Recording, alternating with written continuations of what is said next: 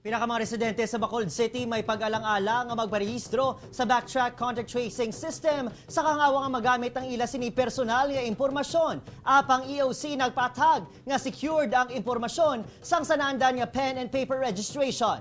Yaring balita nga itong gintutukan. All set na ang pagpatuman sa backtrack contact tracing system sa mga pampubliko kag pribadong establishmento sa Bacolod City tion matapos ang moratorium dason nga bulan. Sunod sa LGU, hindi required ang residente nga magpa-enroll sa backtrack system. Apang kinahanglan ini agud makasulod sa mga establishmento komersyal nga mapatuman sa no backtrack ID, no entry. Apang pila ka mga Bacolodnon nagapangalang-alang sa paggamit sang sistema bangod mapilitan silang ibutang ang mga personal nga impormasyon agud makakuha sa QR code. Kay may ara man kami personal nga ID, pwede man na magamit, diba? Kung diin kami magkadto, identification man na namon mo. Siyempre ba, may ano pa dayo, mag-scam na iya, di ba?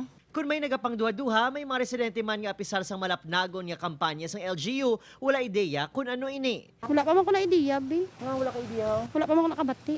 Sunod sa tagpamuno sa Bacolod City Emergency Operations Center, wala sang dapat kabalakan ang mga Bacolodnon. Sa backtrack isa lang ya katawo ang makakita sang ina nga data versus I don't know how many hundreds or thousands ang makakita sa ngalan mo kung magsulod ka da. Suno pa kay ang posible pa matransit ang virus sa paggamit ng papel kag ballpen. Masami man nga hindi maintindihan ang agi sa mga nagasulat, gani hindi man mapuslan sa contact tracing. Kinapasulat nila sa imo sa manual logbook ang ngalan mo, ang telephone number, ang address.